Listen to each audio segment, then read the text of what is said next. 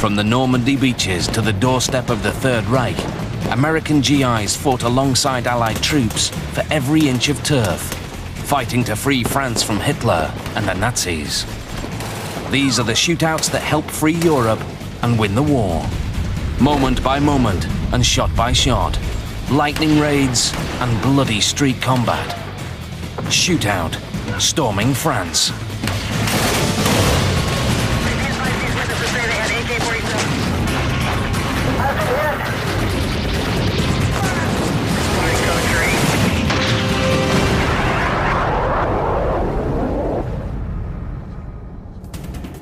D-Day, June the 6th, 1944, 8:30 a.m. Le Grand Chemin, 3 miles inland from the American invasion beach, codenamed Utah. Lieutenant Dick Winters of E Company 506th Parachute Infantry Regiment, 101st Airborne, was called forward to take out a German gun battery that was pulverizing Utah Beach. Those guns could shower that beach landing area with 105mm high explosive firepower. And because of that, those guns had to be captured. After parachuting into Normandy only hours earlier, the men of Easy Company were still scattered, and Winters had only 11 others from his platoon close by. A volunteer from another company brought the total for the initial assault force up to 13 men. They were highly trained, but untested, a band of brothers awaiting their rendezvous with destiny.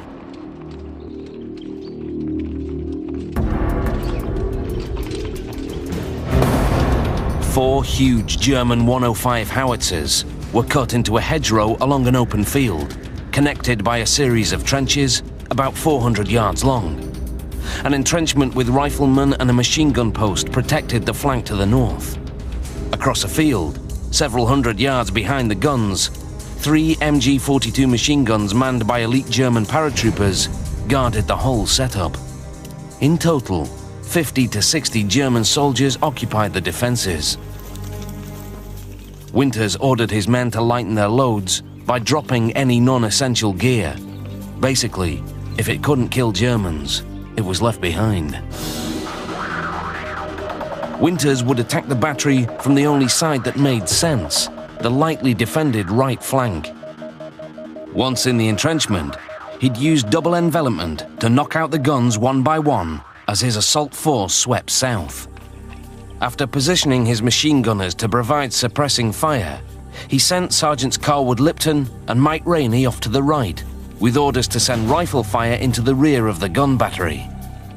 Winters then split his remaining force, taking 3 men with him, while assigning Lieutenant Buck Compton to move in closer, with Sergeants Bill Garnier and 22-year-old Don Malarkey. He then ordered me to go across an area about 35 yards towards the hedgerow area where these guns were located. On the flank, Sergeant Lipton climbed a tree to get a better view and readied his carbine. With his men in place, Winters kick-started the attack with a small arms barrage.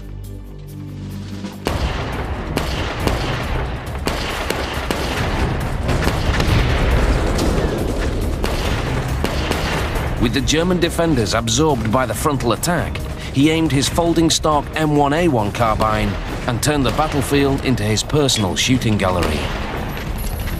He unloaded 2 magazines into the German flank from 75 yards. As the firing continued, Compton charged across the field towards the German defenses. You couldn't see the guns, you couldn't see the trench, and when Buck Compton ran across this open area, he dropped in the trench without even knowing it was there. And when he did that, he landed and his weapon jammed. He spotted a German soldier. Luckily for him, Malarkey and Garnier were very close behind. They laid down fire that killed that German, and Lieutenant Compton was able to clear the jam. Not a great way to begin an attack. But at that same moment, Winters and his group charged into the battery, lobbing grenades and spewing bullets. The double envelopment took the Germans by surprise. One of the artillery gunners was killed at his post. The rest of the crew fled across the open field.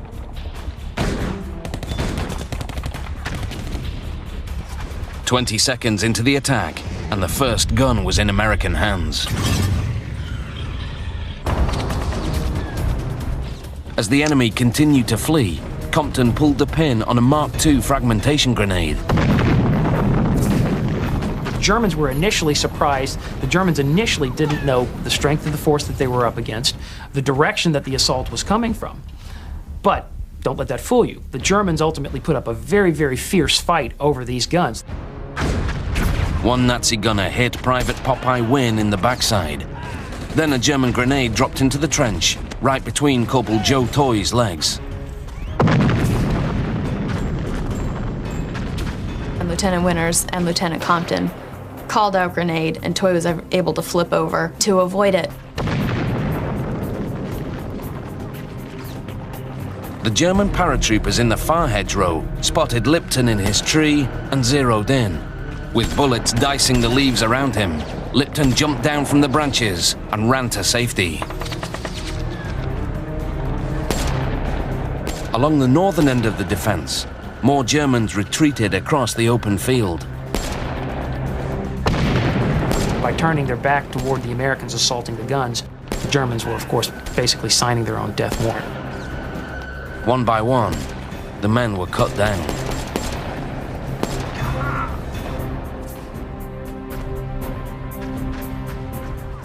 Somehow, one of the Germans was still alive and screaming for help. Compton ordered Sergeant Malarkey to finish him off with a shot to the head. It's an unfortunate consequence of war that as wounded men crawled away, they had to be killed. It was just simply a very, very ugly, but at the same time important matter of denying the Germans the one thing that was the greatest use to them: personnel, manpower. Farther down the trench, a two-man German machine gun crew prepared to counterattack. Crawling forward, Winters caught them prepping their weapon and killed them.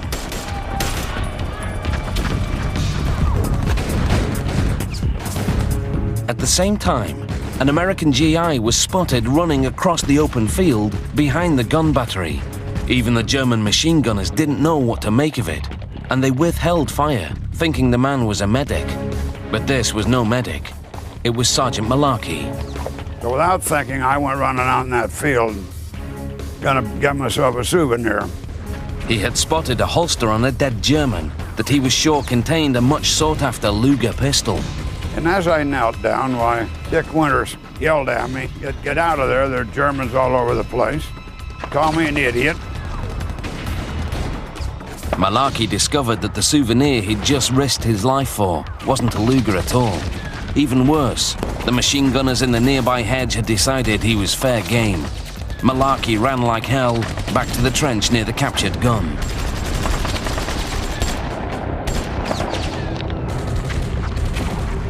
Pinned down next to a dead German, with bullets pinging off the howitzer just above him, this trench could have become his early grave. From the other side of the hedge, Sergeant Garnier shouted to him to time the incoming machine gun bursts. And then he said, the next time you hear a shot coming in, why, jump up and run. I didn't have far to run, I just had to roll over to where he was. And I got out of there without being hit. Winters then led another double envelopment attack against the second gun position. Stunned by the speed and ferocity of the assault, the Nazi artillerymen evacuated down the trench. 2 of the 4 guns were taken. As the Americans started to take prisoners, one sadistic GI whipped out a 1918 trench knife with brass knuckles built into the handle. He hit this prisoner full blast on the side of the face. He had to bust his jaw in 1,000 places. Buck Compton yelled at the guy and said, "What do you mean doing that?" I said, "That's a violation of the Geneva Convention. If we get out of here, I'm going to get you court-martialed." According to Malarkey, Compton didn't have a chance to make good his threat. The soldier who had used the brass knuckles was killed in the trenches. The third gun was 50 to 100 yards away. For the attack, Winters decided to swarm in from 3 sides rather than just 2.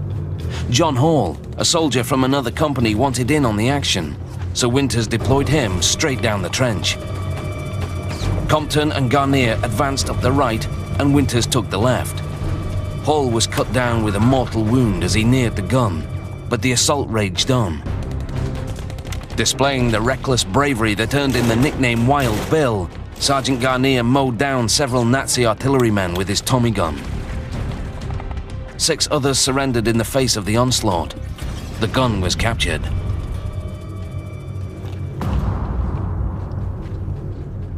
Near the third gun, Winters discovered a German map showing the locations of machine gun nests and artillery batteries throughout the Normandy Peninsula. He sent this vital intelligence back to battalion headquarters. Winters then had his men destroy the captured guns with TNT and hand grenades. Reinforcements arrived in the form of a 5-man team, led by Lieutenant Ronald Spears of D Company. 2 volunteers from F Company, Len Hicks and Rusty Hook, came too. Hicks and Hook established positions along the hedge fronting the 4th gun. Hook reached up to throw a grenade, unaware of the German machine gun to his rear. It tore into his back and shoulders. He was dead before he hit the ground. Taking revenge, Lieutenant Spears jumped into the trench, his Tommy gun blazing. D-Day, June the 6th, 1944, Le Grand Chemin, France, 11:15 a.m. A dozen men from the 506th Parachute Infantry Regiment had destroyed 3 guns in a 4-gun German battery that was menacing Utah Beach. Only 1 gun was left to be taken. Lieutenant Ronald Spears of D Company jumped into the trench, Tommy gun blazing. The Nazi gun crew was in no mood for dying, and they abandoned their position. All 4 guns had been silenced.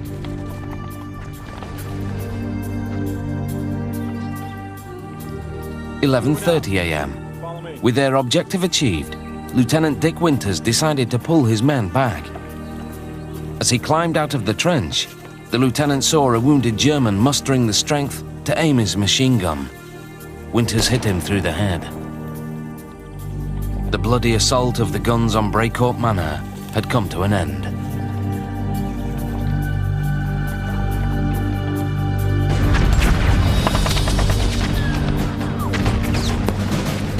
Four men had been lost, 2 wounded. But the guns had been captured, 15 Germans killed and 12 taken prisoner. For Winters, it was a masterful display of leadership. Winters closed with the enemy, engaged them at close quarters, and destroyed them. He did exactly what an infantry platoon leader in combat is supposed to do.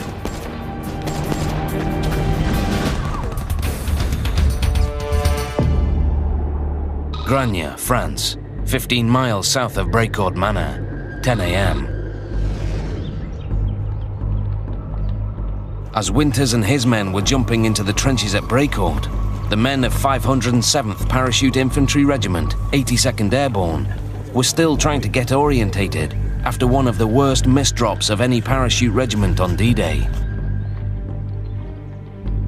More than 150 paratroopers wandered through marshy terrain towards the small village of Gragny, 16 miles south of their intended landing zone. The Americans had received new orders to hold the strategically located village as part of an effort to block any German forces moving towards the coast. Commanding officer Major Charles Johnson told his men to dig in. Surrounded by German forces, well behind German lines, they have basically nowhere that they can go. They were going to have to stay and fight with the weapons, the equipment, and the ammunition that they had available to them right then and there. Aided by local villagers, American troops created a defensive ring around Gragny. In the cemetery, 2 mortar pits were dug. They were linked by a field phone to an observer in the church bell tower. Having eyes in the sky was a crucial tactical advantage. It gave the paratroopers in Grenier this incredible capability of throwing an 81mm high explosive round at basically anything that they could see. Along a hedgerow south of town, 22-year-old Sergeant John Hinchliffe manned one of the unit's 5 M1919 A430 caliber machine guns. Extremely effective weapon. I used it for 2 solid years through 4 campaigns. The weapon never jammed, killed a lot of krauts with the thing. June the 11th, 10 a.m. On D-Day +5, German troops heading towards the coast reached the outskirts of Grenier. It was Sunday, and Sergeant Hinchliffe was in Grenier's Catholic church for morning mass. 10 minutes approximately into the mass, a townsperson runs into the church and says the Germans are attacking. Run for cover, run for your life. Hinchliffe ran out of the church and jumped into action. It was 150 regular German infantry against more than 160 American paratroopers. To preserve his limited ammunition supply, Hinchliffe avoided firing in long bursts.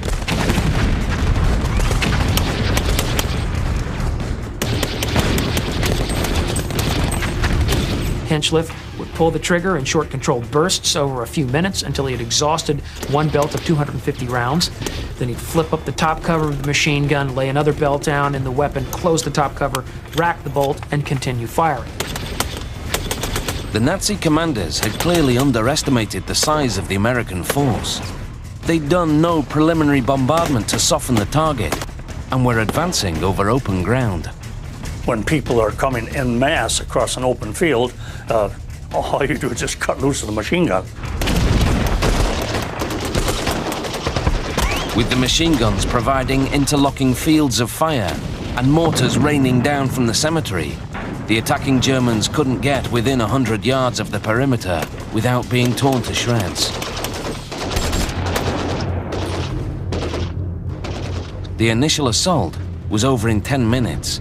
Hinchliffe watched and waited. At 2 p.m., a second wave began.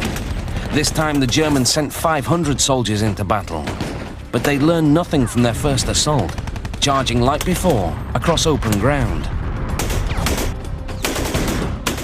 The American gunners decimated them. They ran into this crossfire and we just mowed them down. It was just wholesale slaughter.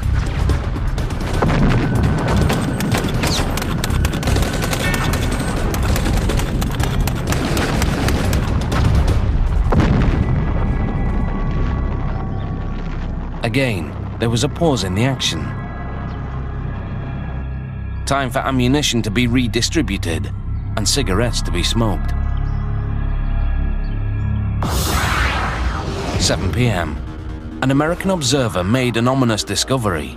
He spotted 2 German 105mm howitzers being set up on a hill a few miles away. There was little doubt about what the target for the German guns was. The opening round of this bombardment is one 105mm round placed directly in the belfry of the 12th century Roman Catholic Church. The result was that mortar fire, which had been oh so instrumental in fighting off the first attack and then the second attack, it's basically gone. It's of no contribution whatsoever in holding off the weight of this third attack. German artillery pounded the outgunned Americans. The defense of Grenier was beginning to feel like a lost cause, and the American gunners didn't even know the worst of it.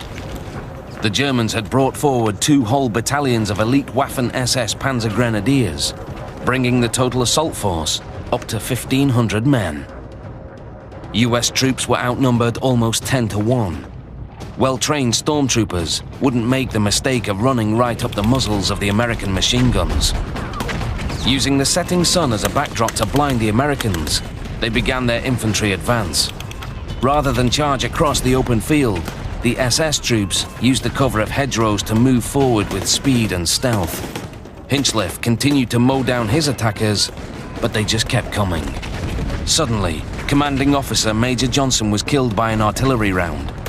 Elsewhere along the perimeter, the Germans began to overrun the defenses. With ammunition running low, acting commander Captain Leroy Brummett decided it was time to get out. His decision, in order to preserve as many lives as possible, was every man for himself, word circulates, and every man runs for his life.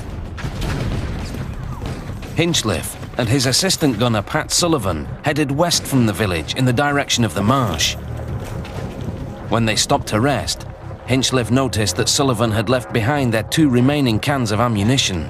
You forgot the ammunition? I said, Pat, you forgot the ammunition. He said, oh God, and the excitement and everything. Why, he apologized for it. And I said, I'll cover me and I'll run back up and get the ammo. Hinchliffe headed back towards the village, leaving his weapon behind. As he bent down to pick up his ammunition, a German jumped out of the hedgerow 80 yards away and started blasting away. And I gave one look at him and started down the hill. And if you've ever had anybody shooting at you, well, you can imagine you're probably making 20 feet to the jump. Bullets flying around you, kind of think, well, this may be my time. Unarmed, Hinchliffe's ammo run had suddenly turned into a dash from death. June the 11th, 1944, Granier, France, 8 p.m.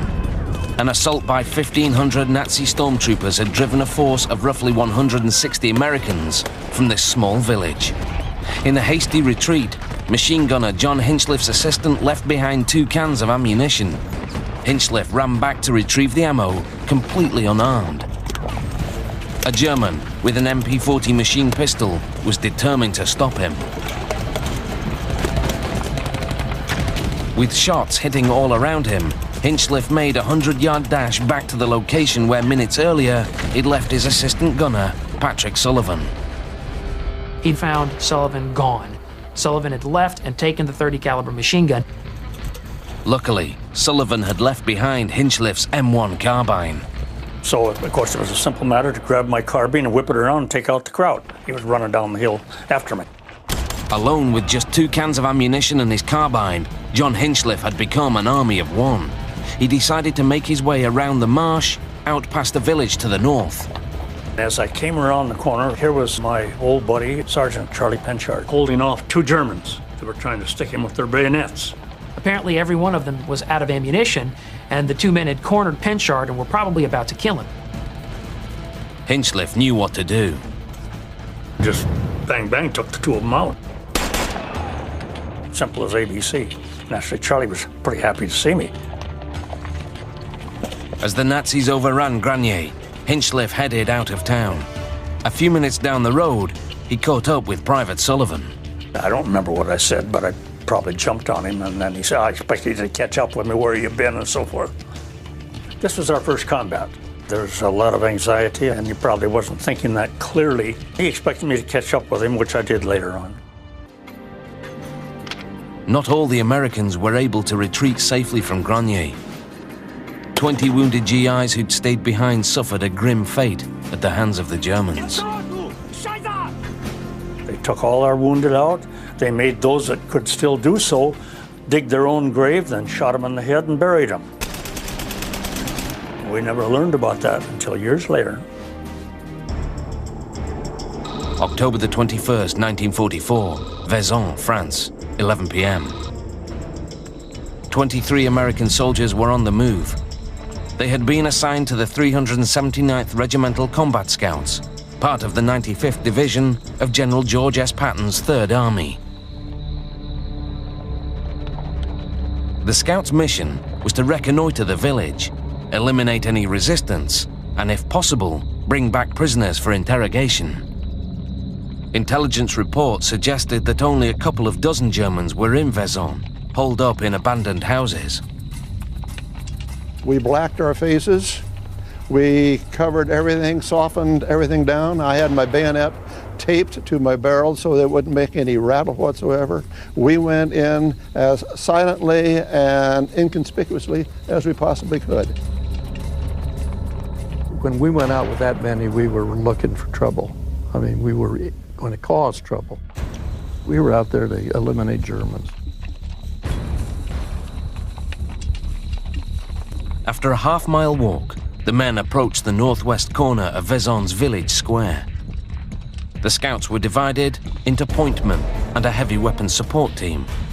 The point, armed with rifles and Tommy guns, swept south through the square, checking out the buildings along the west side as they went.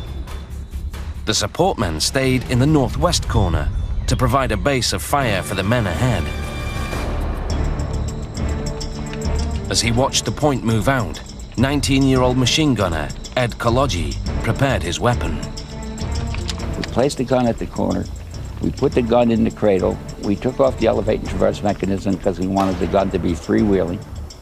We were laying on the ground there when all of a sudden a flare went off. With the flare still hanging in the air, the men heard the crackle of a loudspeaker and then what sounded like a pre-recorded voice. It said, "Men of the 95th, we know you are there.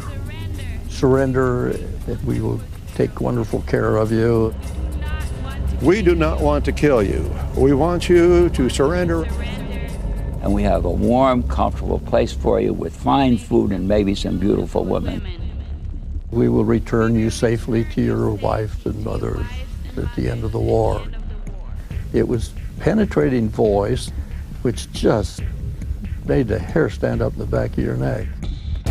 The scouts, who thought they'd moved in with complete stealth, realized that the Germans knew what unit they were with, and above all, that they were there. They knew we were there. My mother didn't know where I was. Nobody knew where I was. I didn't know where I was. That was pretty scary. Koloji had an answer to the recorded call for surrender. He squeezed his trigger and sent half a belt of ammunition thundering into the night. As the echo from the machine gun rounds simmered, an eerie quiet fell over the square. Heading south, the point split off into two teams. One, led by Lieutenant Max Lewis, investigated the southwest road. The other, led by 19-year-old Private Jim Thayer, moved east across the southern end of the square, checking out some burnt-out buildings and heading out down the southeast road. Then all of a sudden there was an explosion. I had no idea what was going on. Back in the southwest corner, PFC Bill Knoll had started tossing grenades into suspicious-looking buildings.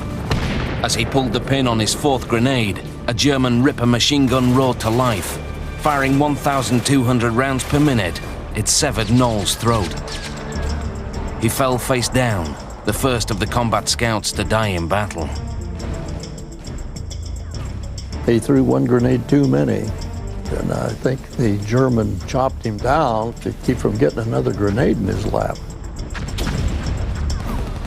With some of the men pinned down by the gunner that killed Knoll, the rest of the point headed back to the northwest corner of the square to regroup. Thayer maneuvered behind the buildings on the west side to try and outflank the machine gun. The Germans shot up another flare that lit up the entire square. And when the flare went out, I saw a light to my left. When I looked to my left, I saw a German soldier looking at his wristwatch with a flashlight that was on for just the split second that I looked. In that split second, I saw there was a squad of men lined up in back of him. It was terribly dark, but you could still make out, to a degree, the silhouettes of the German squad as it was coming in and around the corner from that side. It was do or die time for the combat scouts. Koloji and Jennings took aim and unleashed a hailstorm of bullets. The Americans were about to show these Germans exactly what time it was. Essentially, like shooting fish in a barrel. So I went ahead and fired 3 times, and 3 bodies went down, and he was coming with a machine gun on the other side. I immediately turned the machine gun to the right, pulled the trigger, and sprayed the whole street and took out the whole squad of Germans. The firefight at the north end of the village square had given away Koloji's position, and 2 machine guns opened up on him from buildings to the south. So then the firefight ensued between those 2 machine guns and me. Koloji knocked out both machine guns. With his adrenaline pumping, he held down the trigger and raked the entire square. So I did every door and every window up one side, down the other side, and up this side. The whole square came to life with fire and grenades. Rather than a couple of squads of sleeping Germans, the scouts had rousted an entire Wehrmacht platoon. 22 Americans were shooting it out with 30 to 40 Nazis.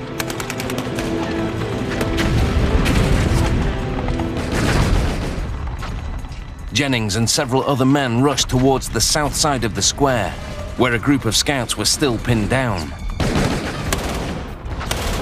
Coming under fire, Jennings hit the ground just like they'd taught him at infantry school, planting the butt of his rifle to lessen the impact of the fall. But he had hand grenades in his front pockets. And I came down on those hand grenades and the most god-awful Charlie horses. Here I was with my tail sitting up in the air with these hand grenades underneath, and I thought of a comment that was so often made as we went through into the enemy territory: you'll go out there and get your ass shot off, all right? Jennings jumped up, and by running and ducking in and out of doorways, he made it to the southwest corner of the square. Unseen by Jennings, an enemy gunner appeared in the second-story window with an MP-40 machine pistol. And suddenly, a tremendous shock.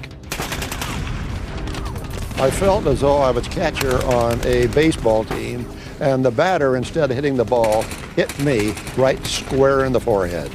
Just bang! Jennings had taken a bullet to the head and was knocked cold. When I came to, the whole area was bathed in light. Fantastic, brighter than, a huge searchlight. The Germans had sent up another flare, and it was bobbing in the air on a parachute. And I put my hand down, and it was just full of blood. There was just a mass of bleeding coming out of the corner of the forehead and the eye socket area in there. The bullet was lodged in Jennings' eye socket.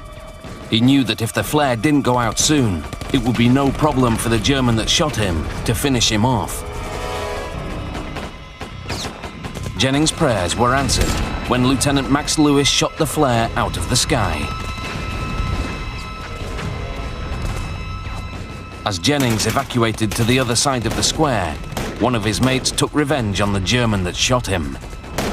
Jennings took refuge in a coal hole, waiting for the firing to die down. In the meantime, the order came to withdraw. Eventually I was told, we're obviously not going to catch anybody, we're going to withdraw. So everybody that was around me withdrew. The scouts headed out of the village, fighting as they went. Fearing he'd be captured if he stayed behind, Jennings climbed out of his hiding place. With a deep breath and a constant prayer, I ran right across that town square just as hard as I could go. There were bullets in front of me, there were bullets behind me, there were bullets through my pants legs, and I made it.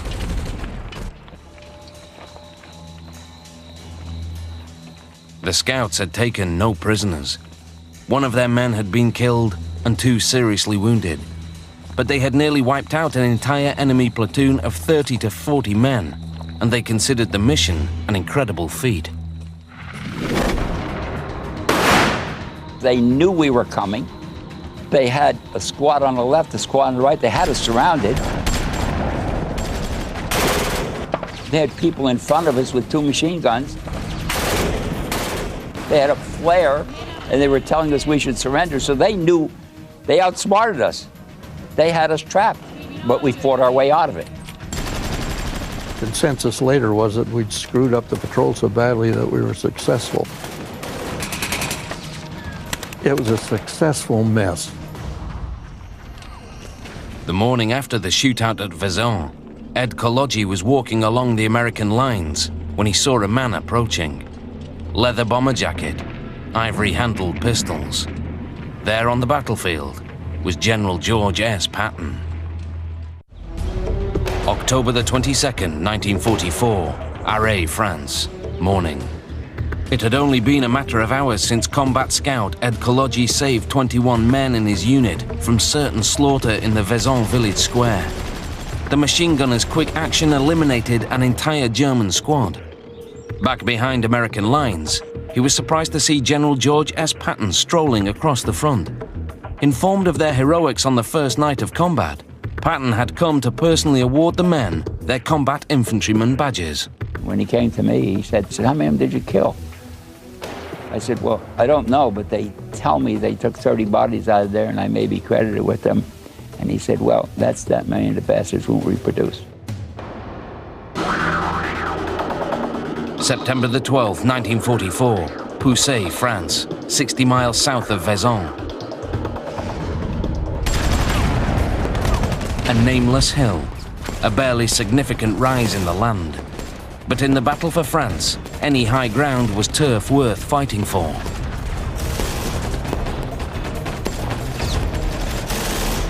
The Germans were fighting a defensive war for the most part at this stage in the game, and when the Germans fought a defensive war, they did so with expert style.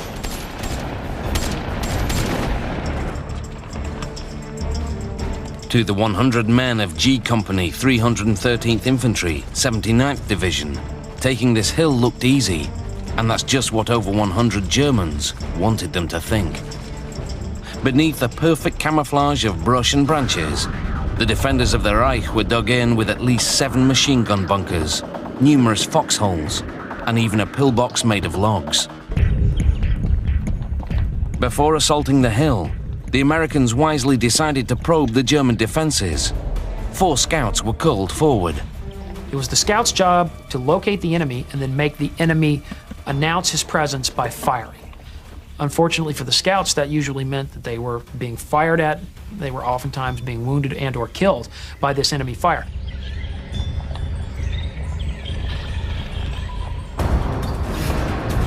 The first 2 scouts moved out in tandem. Once they were out 200 yards, a second pair followed. German machine gunners opened up from hidden positions at the edge of the wooded hill, cutting 2 of them down. One took a bullet to the leg, snapping the bone, as another round slammed into his back. He dropped to the ground in agony. The second scout screamed in pain from being hit across the face and instinctively made a move back towards the tree line. Responding to the gunfire was 27-year-old platoon leader Brian Bell. He had his men provide covering fire as the injured scout crawled to safety. I can remember seeing the blood coming down into his eyes. The scout with the leg and back wounds writhed in pain in the middle of the field. He started calling out, "Dick," that was his squad leader. "Dick, come get me. I'm hit. I'm hit bad. Dick, come get me." And we were just lying there, knowing there was nothing I could do.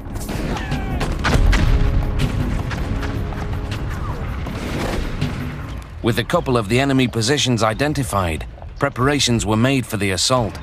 But an observer surveying the hill through his binoculars made a fortunate discovery.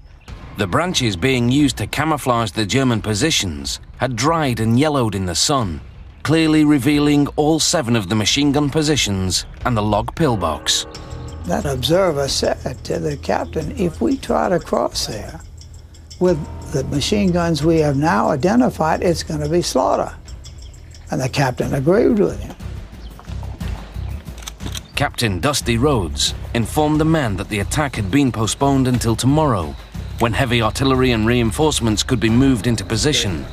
So the men dug in for the night. Dusty says, "Well, we're going to give them hell tomorrow." September the 13th, 9:20 a.m. At this late point in the war, the Americans had developed a standard procedure for assaulting a heavily defended hill. It always began with an extended artillery barrage.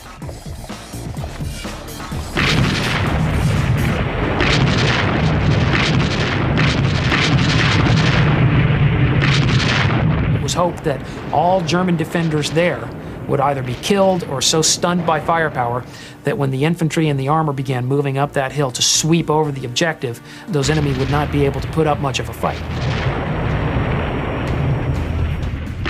At the base of the hill, Lieutenant Bell prepared his men for the attack. There was no philosophizing or even predicting, oh boy, that hill looks terrible or anything. We just saw what it was. Each of us saw what it was. We were waiting for commands. We were hopeful. We realized the risk, but you're in the infantry. 10 a.m. Once the artillery stopped, Lieutenant Bell and 2 companies of American GIs would move straight up the hill, where they'd make a direct assault on the dug-in German forces.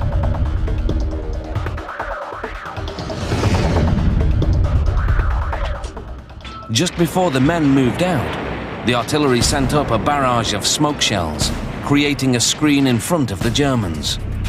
I guess I could say I never was so pleased to see anything in my whole life, because I knew it was concealing us from them, because the guys couldn't see more than 4 feet ahead of them. 2 companies of GIs left their foxholes and moved up the hill. Some of the men fired from the hip as they went, while others stopped to take hasty aim. The smokescreen left the Germans to fire wildly. 1 American was hit in the chest and went down. Another had his leg shattered.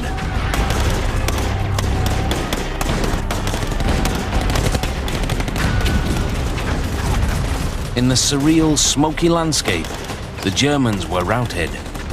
Lieutenant Bell approached a foxhole and saw a German cowering. A GI stepped forward and killed him. As the Americans swept up the hill, they found that the artillery had done its job. Those Germans that hadn't been killed had abandoned the ground to fight another day. In a textbook infantry attack, the nameless hill had been taken. Still, no flags were planted or celebrations planned. No, we didn't celebrate. We had lost friends. For Lieutenant Bell and all the infantrymen of the US Army, it was just another day, another hill, another shootout. The storming of France was one of the most lethal campaigns of the Second World War. And for the infantrymen who fought there, the horrors of brutal combat continue to haunt them. When we were overseas fighting, I mean, the enemy was there, and so to speak, you'd go on a killing spree. I mean, you were killing people. And I killed lots of people. And that's something that affects your brain a little bit, I believe. This is the burden of the men who fought to drive back the Nazis. But they realized that the bullets they shot and took helped bring the war to an end. I'm proud because I think I was one of several million people who saved a civilization. And that's good enough. It was absolutely necessary. It's just it's a fight you had to fight. How do I feel about it? I'm glad I did it.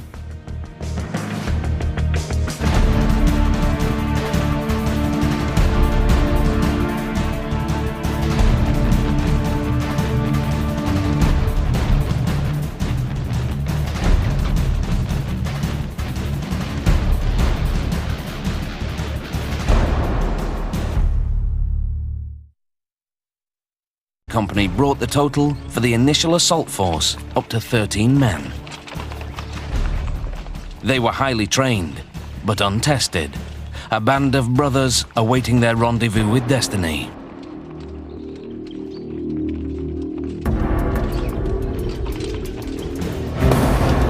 Four huge German 105 howitzers were cut into a hedgerow along an open field, connected by a series of trenches about 400 yards long. An entrenchment with riflemen and a machine gun post protected the flank to the north. Across a field, several hundred yards behind the guns, 3 MG-42 machine guns manned by elite German paratroopers guarded the whole setup. In total, 50 to 60 German soldiers occupied the defenses.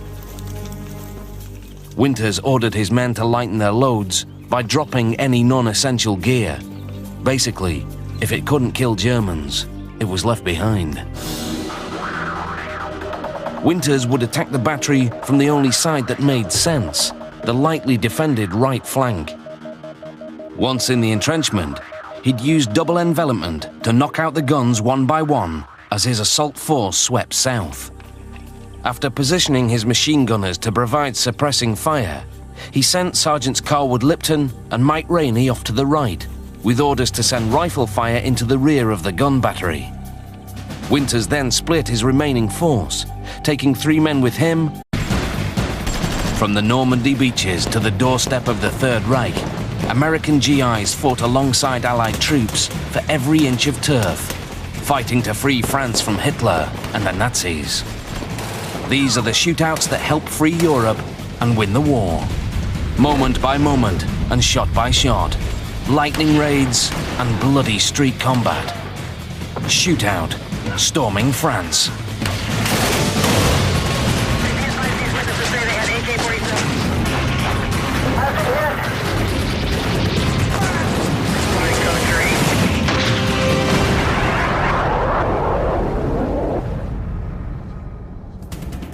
D-Day, June the 6th, 1944, 8:30 a.m.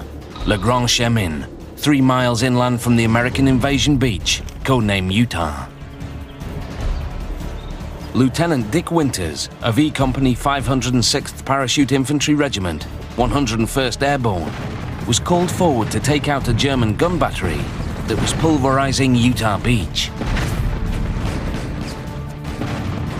Those guns could shower that beach landing area with 105mm high explosive firepower. And because of that, those guns had to be captured. After parachuting into Normandy only hours earlier, the men of Easy Company were still scattered, and Winters had only 11 others from his platoon close by. A volunteer from another... Not a great way to begin an attack. But at that same moment, Winters and his group charged into the battery, lobbing grenades and spewing bullets. The double envelopment took the Germans by surprise. One of the artillery gunners was killed at his post. The rest of the crew fled across the open field.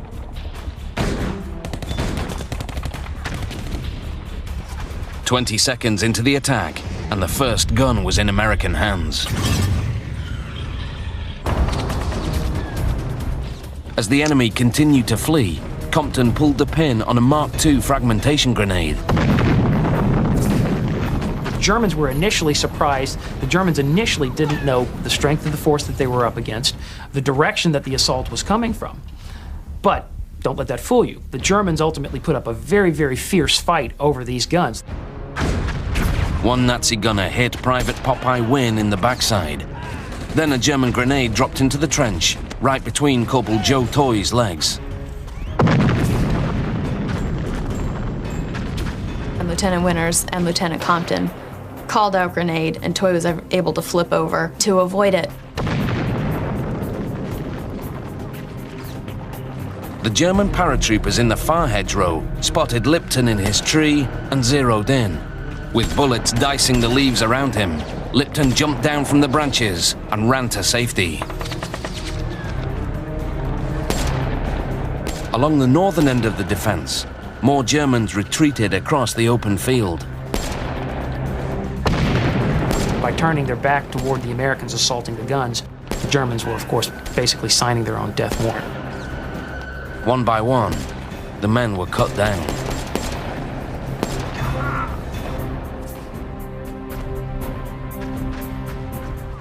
Somehow, one of the Germans was still alive and screaming for help. Compton ordered Sergeant Malarkey to finish him off with a shot to the head. It's an unfortunate consequence of war that as wounded men crawled away, they had to be killed. It was just simply a very, very ugly, but at the same time important matter of denying the Germans the one thing that was the greatest use to them: personnel, manpower.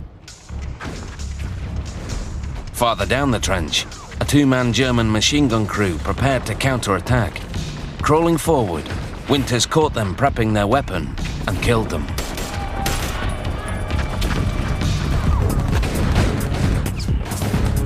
At the same time, an American GI was spotted running across the open field behind the gun battery. Even the German machine gunners didn't know what to make of it, and they withheld fire, thinking the man was a medic.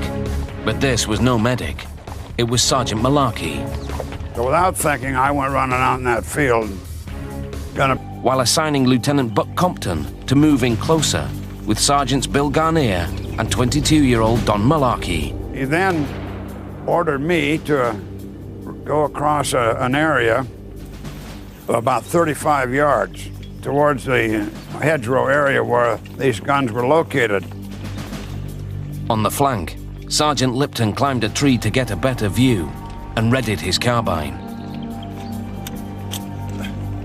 With his men in place, Winters kick-started the attack with a small arms barrage.